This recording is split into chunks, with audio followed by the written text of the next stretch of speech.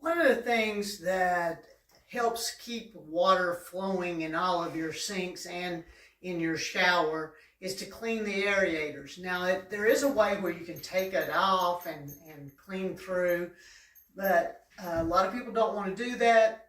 So the easiest way is just to get some vinegar, just regular household vinegar, an old toothbrush, and I poured the vinegar in here, just straight, it's not diluted, it's just straight, and go right in here and scrub where the filter aerator is, right underneath. And there's a calcium buildup will happen there, so just, if you did this every month, then your water would be flowing easily and very strong.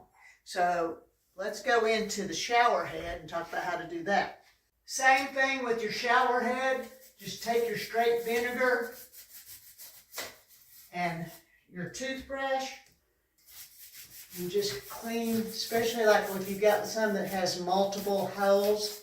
It's really good to just do this because a lot of times with multiple holes, they'll get clogged up and only one or two is working, and that's all it is. It just needs to be cleaned out like that.